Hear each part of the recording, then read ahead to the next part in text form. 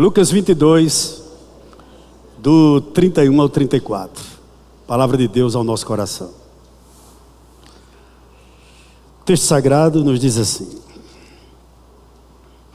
Simão, Simão, eis que Satanás pediu para peneirar vocês como trigo.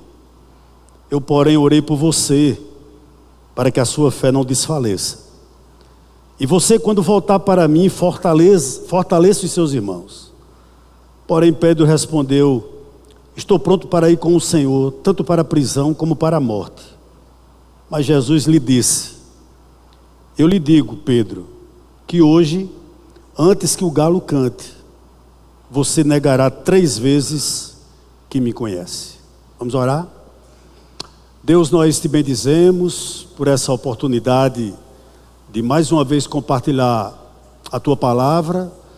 A minha oração é que tu possa, de uma forma muito clara, falar ao coração de todos os irmãos que estão aqui, daqueles também que nos acompanham de forma remota, que o Senhor possa, ó Deus, edificá-los, alertá-los, segundo a tua palavra.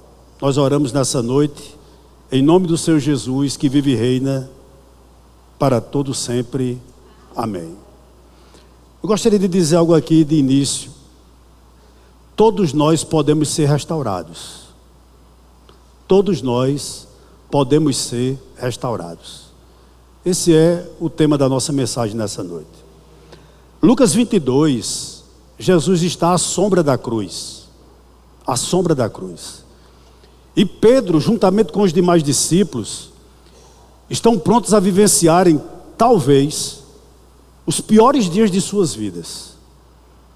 Porque está se avizinhando a morte do Senhor Jesus Cristo. Eu creio que foi um dos piores dias de Pedro, aquilo que Paulo chama do dia mau. Eu gostaria de dividir essa mensagem nessa noite em 2 verdades. A primeira verdade, eu gostaria de falar sobre a queda de Pedro. A queda de Pedro. E nesse texto que nós acabamos de ler, Pedro demonstra particularmente no verso de número 33, quando ele diz: porém Pedro respondeu, estou pronto para ir com o Senhor, tanto para a prisão como para a morte. Pedro demonstra aqui uma autoconfiança demasiada. A queda na nossa vida, ela tem algumas brechas, algumas portas. E a primeira é quando nós nos achamos autossuficientes. E aqui está Pedro. Pedro se achou o melhor de todos os discípulos. Melhor do que todos os demais. Para ele era mais fiel, ele era mais espiritual, ele era mais ungido do que todos os outros 11. Ele era o perfeito.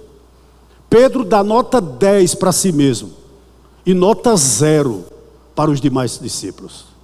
Para ele, quando Jesus o alerta acerca que Satanás está para peneirá-lo, ou seja, para jogar tribulação na vida dele, para destruir com a vida dele, Pedro simplesmente subestima a antiga serpente, mas ao mesmo tempo, ele superestima a si mesmo. Então Pedro é aquele tipo do crente que dá nota 10 para ele mesmo. E o que é que nós aprendemos aqui?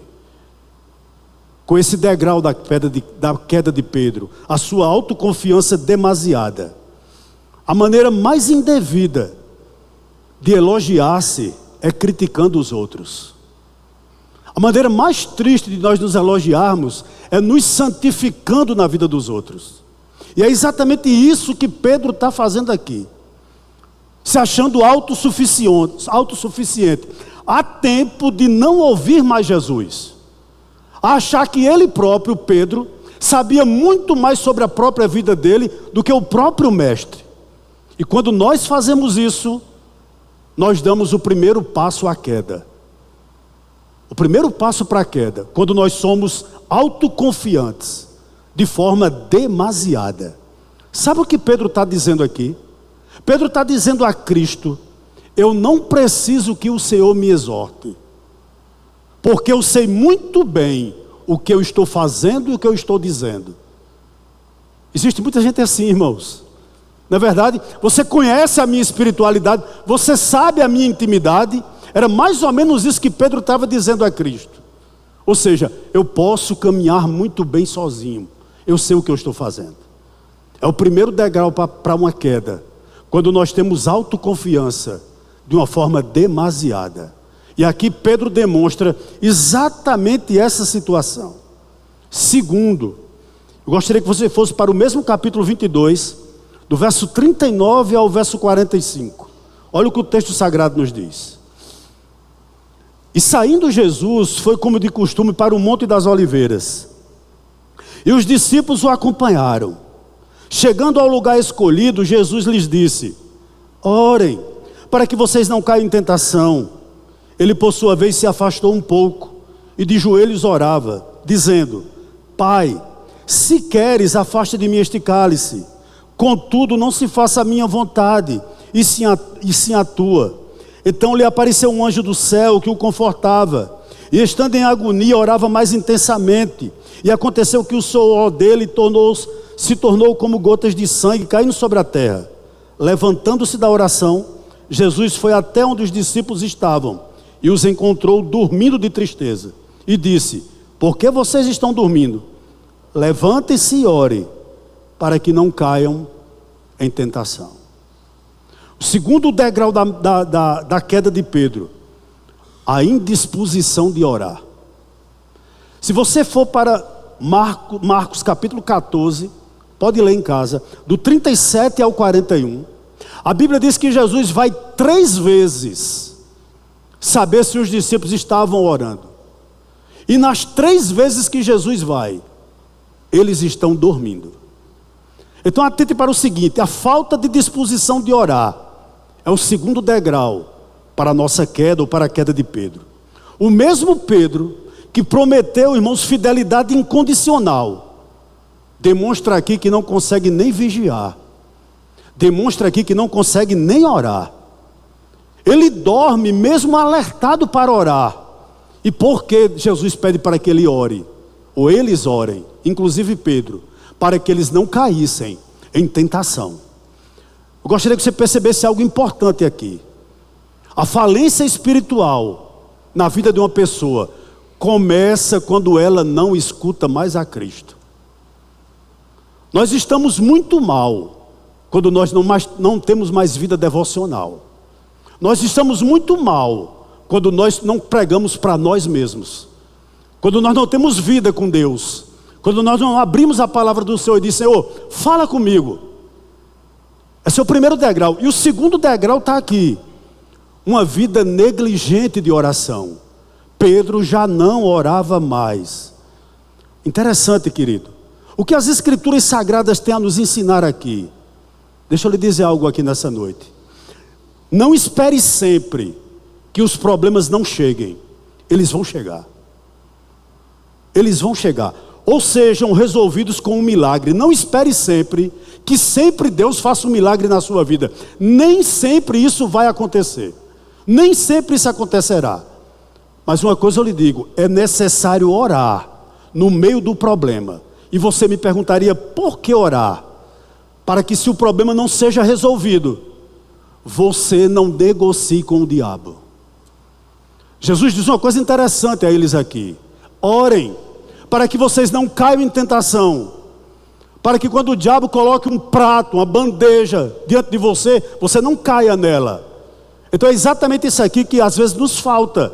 Às vezes nós não temos vida de oração e negociamos nossos valores, negociamos nossos princípios. Não é verdade? Isso acontece muito. E aqui está Pedro, negligenciou a palavra, não queria mais ouvir Deus. A pregação de Jesus, entre aspas, já não era suficiente para ele. Os alertas de Jesus não eram suficientes para ele. E mais, ele deixou de orar. Mesmo sabendo que estava vivendo um dia mau, mesmo sabendo que estava vivendo um dia difícil, ele começou a negligenciar a sua vida de oração. Terceiro degrau da queda de Pedro. Ainda no verso 22, a partir do verso 47 até o 53, por gentileza, irmãos. Vamos ler? A palavra de Deus diz assim, aqui está o terceiro degrau. Enquanto Jesus ainda falava, eis que chegou uma multidão. E um dos 12, que se chamava Judas, vinha à frente deles. e se aproximou de Jesus para o beijar. Jesus, porém, lhe disse: Judas, com um beijo você trai o Filho do Homem? Os que estavam ao redor de Jesus, vendo o que estava por acontecer, perguntaram: Senhor, devemos atacar com as espadas? Um deles golpeou o servo do sumo sacerdote e cortou-lhe a orelha direita. Mas Jesus interveio dizendo: Deixem, basta. E tocando na orelha do homem, o curou. Então Jesus disse aos principais sacerdotes, capitães do templo e anciãos que vieram prendê-lo: Vocês vieram com espadas e porretes, como para prender um salteador? Todos os dias estando eu com vocês no templo, vocês não tentaram me prender. Esta, porém, é a hora de vocês e a hora do poder das trevas. Terceiro degrau para a queda de Pedro: a precipitação. Por que eu digo isso? Porque João capítulo 8, verso 10, nos informa que foi Pedro quem cortou a orelha do soldado. E ele nomeia esse soldado, o nome do soldado é Malco. João capítulo 8, verso 10. Então Pedro se precipita. Por que ele se precipitou? Porque ele não ouviu Deus. Porque ele não tinha vida de oração. E coloca uma coisa na sua mente: vida de oração não muda Deus. Vida de oração muda a gente. Vida de oração muda caráter. Vida de oração muda atitudes. E aqui está Pedro precipitado, se precipitando. Ou seja, eu posso dizer sem dúvida alguma, Pedro está agindo na carne e demonstra sua insensatez, colocando a própria vida em risco. Se Jesus não intervém, nós não teríamos 3 cruzes lá no Calvário, nós teríamos 4, inclusive a de Pedro. Devido à precipitação dele, ele correu o risco de morte. O que é que nós podemos aprender aqui, querido? Ninguém vence o pecado com bravatas. Nenhum de nós vencemos o pecado com armas carnais. Nenhum de nós, irmãos, podemos ferir as pessoas por conta dos pecados. Deixa eu lhe dizer algo aqui nessa noite: a nossa luta não é contra carne nem sangue. A nossa luta é contra principados e potestades, que atuam exatamente aqui. E nenhum de nós vencemos o pecado atacando com palavras, atacando com atitudes. Nunca foi o caminho para nós vencermos, irmãos, espiritualmente. Eu gostaria de lhe fazer uma observação aqui nessa noite. Como nós vamos viver a nossa vida? Como nós vamos viver a nossa vida como discípulos? Por que eu lhe faço essa pergunta? Muitos irão viver a vida fingindo como Judas, fingindo que é discípulo, mas vendendo o seu mestre. Outros vão viver a vida como Pedro, lutando como Pedro, magoando como Pedro, sendo carnal como Pedro. Mas eu espero que todos nós nos entreguemos como Jesus à vontade do Pai. Deixa eu te dizer algo aqui nessa noite: a vontade do Pai para nós que somos discípulos sempre será boa, sempre será perfeita e sempre será agradável. E tudo que você está vivenciando hoje faz parte do plano de Deus para tratar no seu caráter. Portanto, não murmure e não reclame. Está exatamente aqui. Eu posso, irmãos, dizer o seguinte a você: eu não sei, eu acho que eu teria dificuldade para dizer a você qual era a profissão que você deveria seguir. Eu teria muita dificuldade, talvez, para dizer se a pessoa que você namora ou é noivo ou noiva é a pessoa para você casar. Talvez eu poderia pedir um tempo a você para orar junto com você, para, à luz das Escrituras, tentar descobrir se era a vontade de Deus aquele relacionamento, ou aquele lugar, ou aquela profissão para você. Talvez eu necessitasse de um tempo, mas eu não teria dúvida em lhe dizer qual é a vontade de Deus para você. Não tenho dúvida de dizer.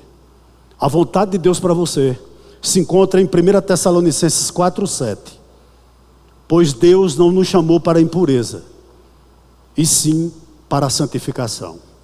A vontade de Deus para a sua vida é a santificação. E deixe-me dar um conselho aqui nessa noite. Irmão, se nós não nos precipitássemos tanto, como a gente batia menos com a cara na parede. Quantas decisões na vida nós tomamos, que às vezes passamos a vida toda se arrependendo. Por quê? Porque somos precipitados. Precipitados por quê, pastor? Porque não oramos pedindo direção a Deus. Porque não ouvimos o que Deus fala. Não ouvimos a maneira que Deus fala. E nós nos precipitamos. E toda vez que nós nos precipitamos, nós nos damos mal. Ou Deus intervém, ou a nossa vida se torna insuportável. Primeiro, degrau da queda de Pedro. Deixou de ouvir Deus. Segundo, deixou de orar. Terceiro, começou a ser precipitado. Vamos para o quarto, ainda no capítulo 22, apenas o verso de número 54. Vá a ele, por gentileza. A palavra do Senhor nos diz assim. Lucas 22, versículo de número 54. O texto diz o seguinte: então, prendendo Jesus, levaram-no, introduziram na casa do sumo sacerdote. E Pedro o quê? Seguia como? De longe. Aquele discípulo tão dedicado, aquela pessoa que chegou para Jesus e disse: eu estou disposto a ir contigo, não somente para a prisão, mas eu estou disposto a morrer por ti, juntamente contigo. A partir de agora, começa a seguir Jesus de longe. O que Pedro está dizendo aqui? Que o compromisso de ir com Cristo para a prisão e o compromisso de morrer por Cristo já não existe mais. Ele já não tem mais esse compromisso. Mas ao mesmo tempo ele não queria perder Jesus de vista. Contudo, apesar de ainda querer segui-lo, mas Pedro já não tem o mesmo compromisso. Pedro quer seguir Jesus de longe. De longe. Em outras palavras, Pedro se torna um crente superficial. Ou seja, eu sigo Jesus, mas eu sigo do meu jeito. Eu sigo Jesus, mas eu sigo da minha maneira, de longe. Sem compromisso. Ou seja, a minha disposição de seguir Jesus é esporádica. É isso que Pedro está dizendo aqui. Eu vou quando eu quero. Eu estou de longe, eu sou crente, eu estou de longe. Mas compromisso com Ele, compromisso firmado, eu não tenho tempo. Eu não quero, porque pode ser que eu corra risco. Você poderia fazer um retrospecto da sua vida, talvez?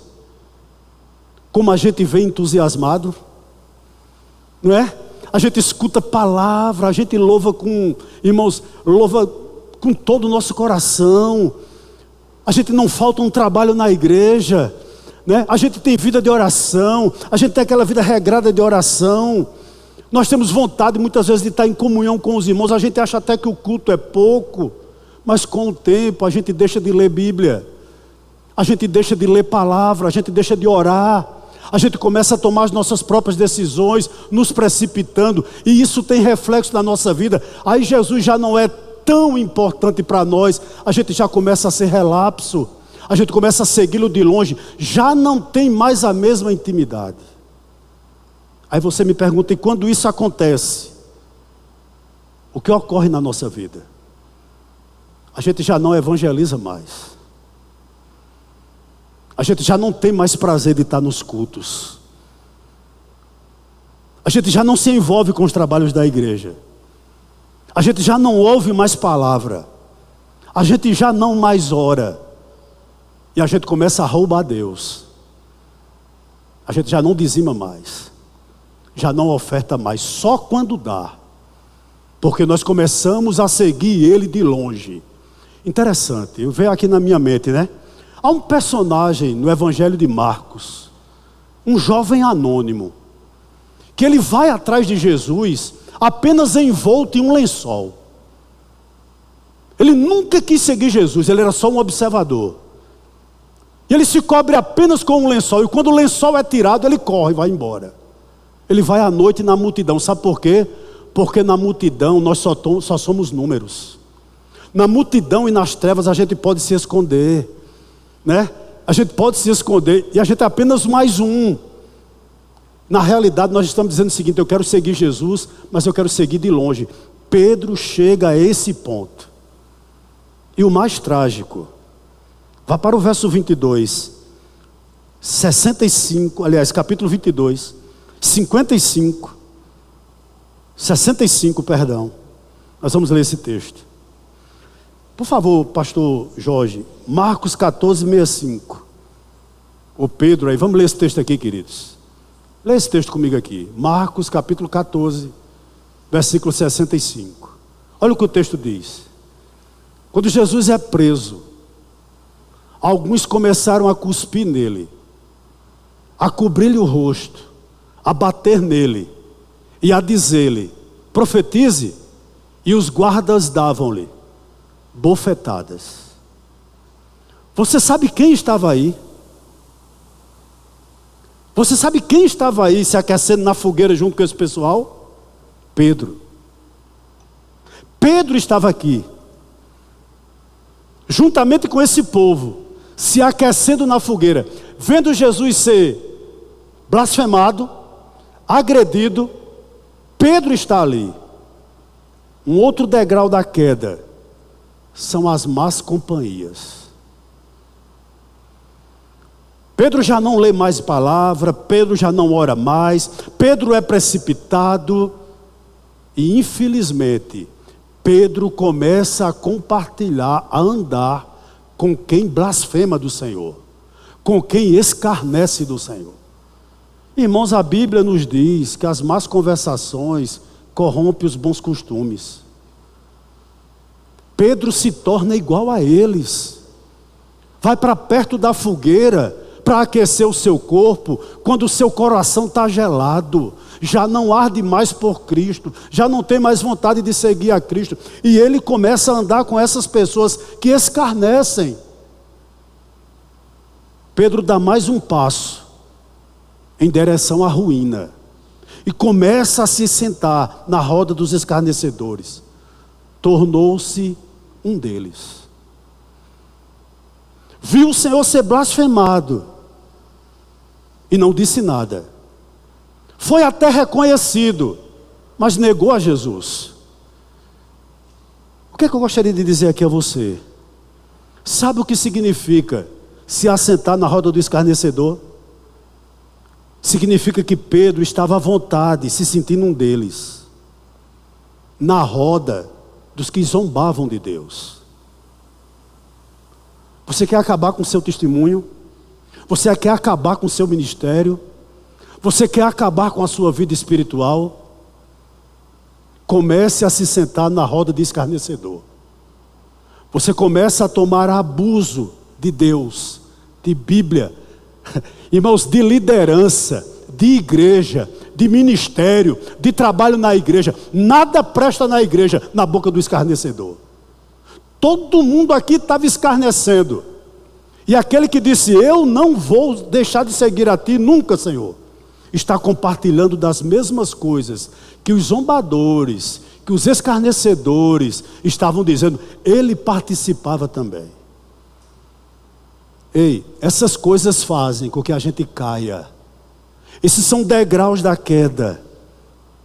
E o que é mais trágico, ainda por gentileza, Pedro, Mateus 26, o verso 70, 72 e o 74. Pedro começa a negar Jesus de forma explícita. Olha o que nos diz o verso 70. Mas ele negou diante de todos e disse: não sei o que você está dizendo. Quando alguém diz: você é um deles. Verso 72, por favor, Pedro. E ele negou outra vez com juramento: não conheço esse homem. Verso de número 74. Pouco depois, então ele começou a praguejar e a jurar: não conheço esse homem. E no mesmo instante, o galho cantou. 3 vezes Pedro nega a Cristo diante dos escarnecedores. 3 vezes ele nega que não é discípulo.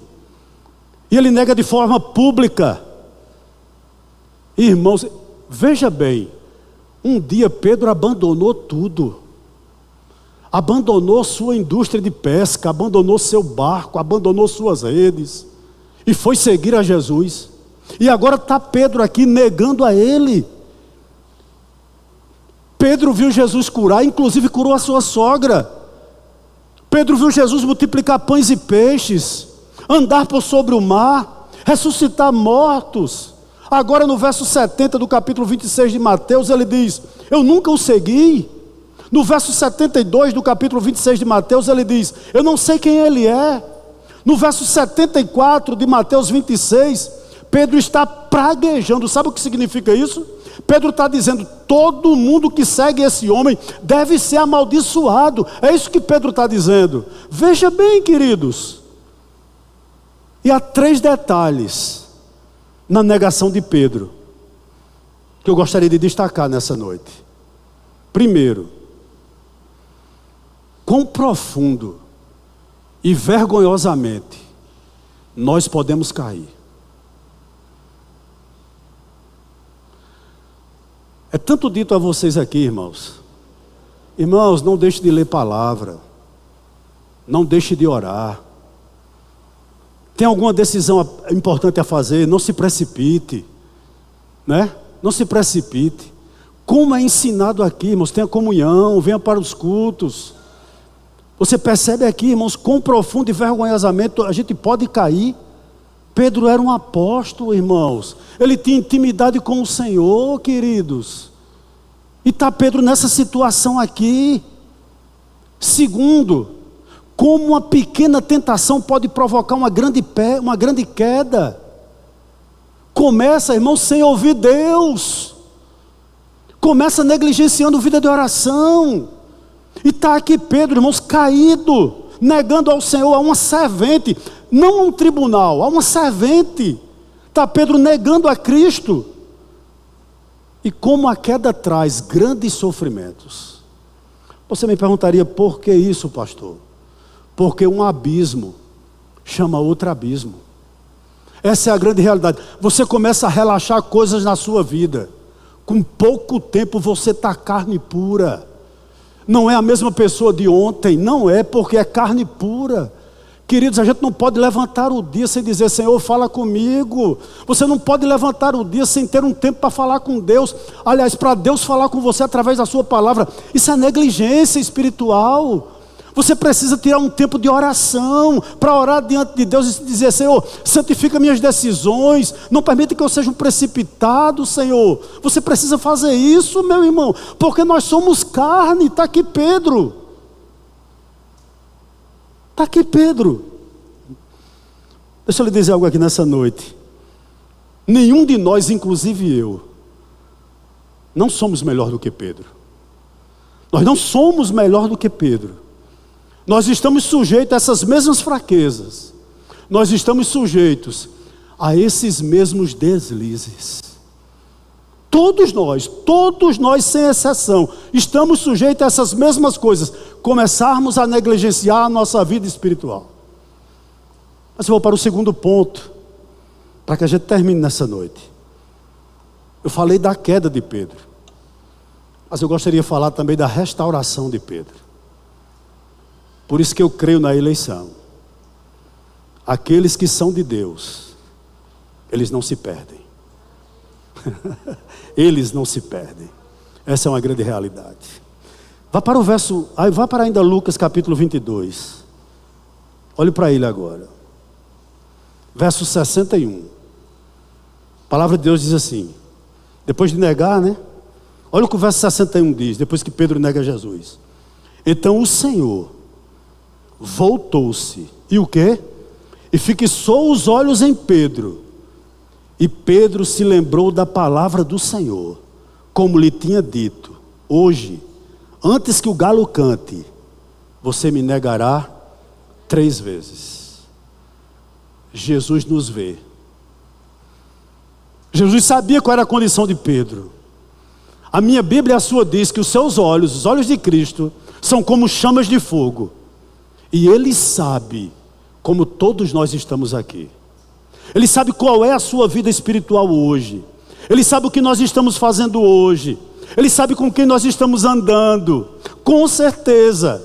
E esse olhar penetrante de Jesus em direção a Pedro serviu de uma coisa para Pedro: para lembrá-lo que mesmo preso, que mesmo aparentemente indefeso, Jesus ainda continuava no controle da vida dele. É tanto que Pedro se lembra da palavra do Senhor, dizendo assim: a palavra dele não cai por terra. Tudo o que ele diz é verdade. Pedro lembra da palavra do Senhor. Oh, meus amados e queridos irmãos, o olhar de Cristo desperta em seu povo a confiança do pleno perdão. Eu não sei como você chegou aqui. Talvez espiritualmente você esteja mal, eu não sei. Talvez você não tenha vida de oração, talvez você não lê mais a palavra, talvez suas decisões são precipitadas, talvez você está seguindo Cristo de longe, você não quer compromisso, você já não se envolve mais, já não se encanta mais por Deus. Eu não sei. Eu só gostaria de dizer algo aqui a você. O olhar de Cristo desperta em seu povo a confiança do pleno perdão. Foi orado aqui na oração intercessória: Senhor, salva vidas. E eu acrescentaria: Senhor, restaura ministérios nessa noite, restaura corações nessa noite, restauram vidas que estão mortas nessa noite, para o louvor da tua glória, quem sabe até de forma remota. O que diz 2 Crônicas capítulo 7, verso 14: se o meu povo, que se chama pelo meu nome, se humilhar e orar e me buscar e se converter dos seus maus caminhos, então eu ouvirei dos céus, perdoarei os seus pecados e o quê? E sararei a sua terra. Restauração começa Cristo olhando para nós. Cristo olhou para Pedro. Cristo sabe quem é você. Cristo lhe conhece muito mais do que eu, evidentemente. Segundo, versículo 62 do capítulo 22. Depois de negá-lo por 3 vezes, depois de ser, digamos assim, minuciosamente visto por Cristo, olha o que o verso 62 diz: e Pedro, saindo dali, chorou amargamente. Sabe por que ele foi restaurado? Em primeiro lugar, porque Cristo o viu. Segundo lugar, porque ele chorou amargamente por conta do seu pecado. Interessante que Marcos capítulo 14, verso 72 diz o seguinte: que ele caiu em si e desatou a chorar, né? Caiu em si e desatou a chorar. Olhe o contraste entre Pedro e Judas. Ao contrário de Judas, Pedro não engoliu o próprio veneno, mas o vomitou. Ele chorou, colocando para fora toda a tristeza pelo pecado, dizendo a ele mesmo: eu sou um discípulo, mas agi como um covarde.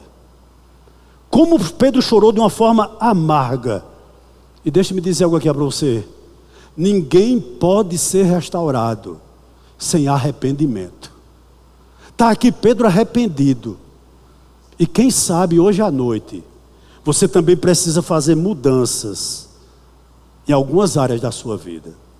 Pedro saiu daquele lugar, em outras palavras, deixou aquelas companhias. Pedro já não andava mais com aquela turba. Pedro já não andava mais com o escarnecedor. Ele deixou as más companhias, os escarnecedores, os zombadores. Segundo, ele mudou de lugar. Literalmente, ele deixou de frequentar aonde a fé dele e o Senhor dele era escarnecido. Era escarnecido. Queridos, lembre-se, essas coisas só são possíveis se antes você mudar o coração.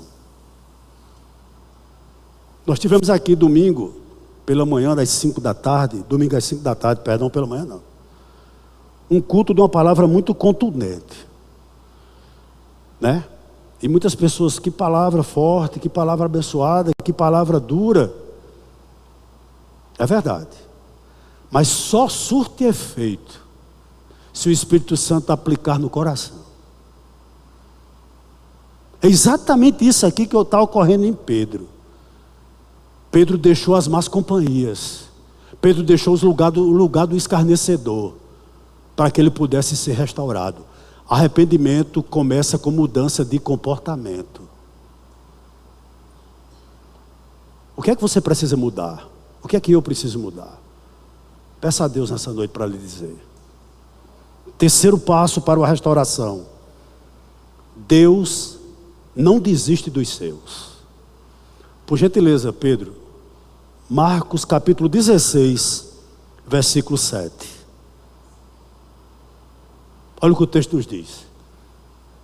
Depois de ressurreto, palavras de Cristo, mas vão e digam aos discípulos dele e a Pedro que ele vai adiante de vocês para a Galileia.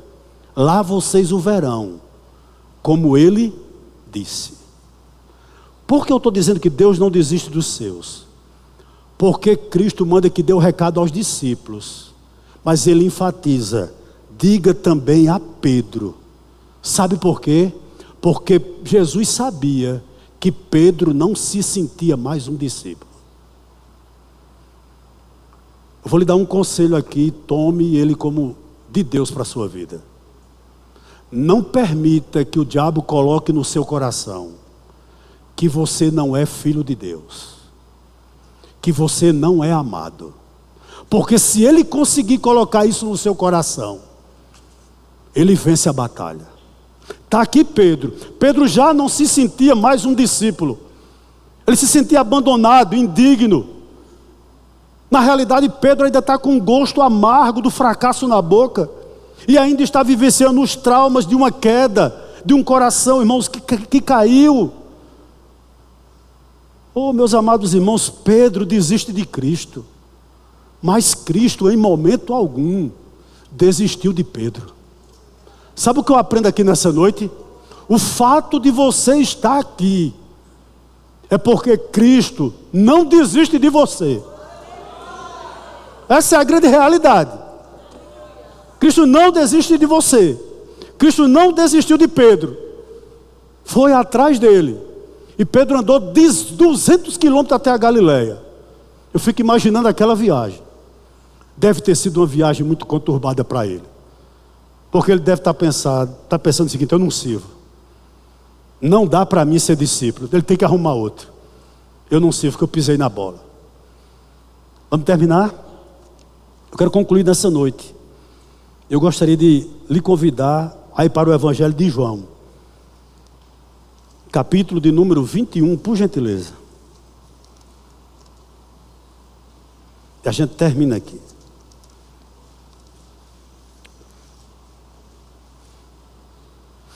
Olha o que o capítulo 21 diz, a partir do verso 1. Depois disso, Jesus se manifestou outra vez aos discípulos junto ao mar de Tiberíades. Foi assim que ele se manifestou. Estavam juntos Simeão, Pedro, Tomé, chamado Dídimo, Natanael, que era de Caná da Galileia, e os filhos de Zebedeu, e mais 2 discípulos de Jesus. Simão Pedro disse aos outros: vou evangelizar. Foi? Vou pescar. Está vendo o coração ferido? Está vendo ainda a consciência amarga? Sabe o que Pedro está dizendo? Vou voltar para a minha velha vida. Essa história de ser crente não dá certo para mim, porque eu pequei. E interessante, os outros responderam: nós também vamos com você. Foram e entraram no barco, mas naquela noite não pegaram nada. Interessante, né? Ninguém cai sozinho. Sempre que há uma queda, arrasta-se alguém, né? Ninguém cai sozinho, portanto vigiem. Vigie. Pedro, por influência da sua liderança, queria voltar para a velha vida. E os outros discípulos disseram: nós vamos também. Essa história de seguir Jesus não está dando muito certo, não. Vamos adiante? A Bíblia diz o seguinte, que eles foram, entraram no barco, mas naquela noite o quê? Não pegaram nada. Sabe por quê? Quem prova de Cristo não é feliz sem Ele, em canto nenhum. Se você é filho de Deus, você pode ir para onde for, desviado como for, você não consegue ter paz e nada dá certo, porque falta algo na sua vida. Eles não pegaram absolutamente nada. Sem Cristo, nós só iremos colecionar frustração. Frustração. Irmãos, vamos ler rapidinho, a gente já vai embora. Ao romper o dia, Jesus estava na praia, mas os discípulos não reconheceram que era ele. Jesus lhes perguntou: filhos, será que vocês têm aí alguma coisa para comer? Eles responderam: não. Então Jesus disse: jogue a rede à direita do barco e vocês acharão. Assim fizeram, e já não podia puxar a rede, tão grande era a quantidade de peixe. E o discípulo a quem Jesus amava disse a Pedro: é o Senhor. Simão Pedro, ouvindo que era o Senhor, cingiu com a sua túnica, porque tinha tirado a roupa, e lançou-se ao mar.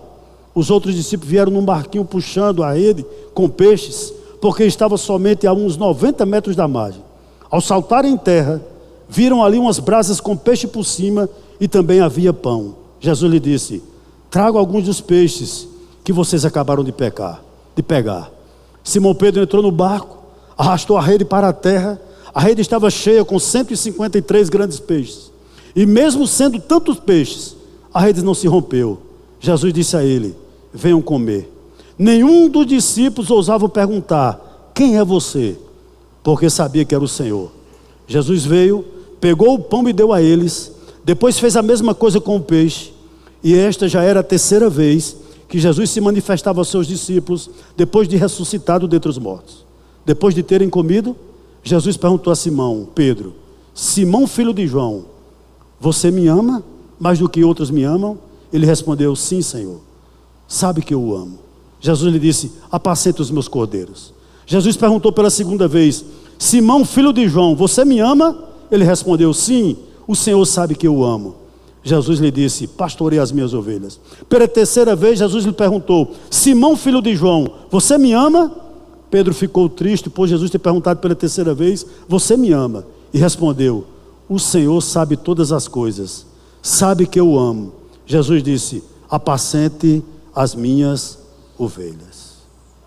Diante de um Pedro triturado pela vida, Jesus não o esmaga, não o acusa, não o humilha, alimentam e pergunta: Pedro, tu me amas? Em outras palavras, vamos recomeçar, Pedro. Vamos recomeçar, Pedro. O que é que eu gostaria de dizer aqui a você? Hoje mesmo, Deus pode restaurar a sua vida. Hoje mesmo, Deus pode restaurar o teu ministério. Hoje mesmo, Deus pode te chamar de volta. A única condição que Ele pede é que você o ame. Esse é o grande mistério aqui. Cristo pode fazer hoje que você volte àquilo que você abandonou. Oh, meu irmão, depois disso, o Pedro medroso torna-se o Pedro intrépido, a ponto de dizer diante do sinédrio: importa obedecer a Deus do que aos homens. O Pedro, queridos, inconstante, a partir de aqui, torna-se forte. O Pedro, irmãos, que falava sem pensar, agora se transforma num grande pregador. Meus irmãos, eu gostaria de encerrar nessa noite dizendo o seguinte: que Deus faça a todos nós vasos de honra, úteis, prontos para ser usado por Ele, para a glória dEle. Eu não estou dizendo necessariamente que todos aqui serão pastores ou missionários transculturais. Eu não estou querendo dizer isso. O que eu estou querendo dizer é o seguinte: é que as pessoas que cheguem a conviver com você sejam impactadas pelo amor que você tem por Cristo. sejam impactados pelo seu testemunho e sejam impactados também pela sua capacidade de servir. Amém? Que assim seja na nossa vida.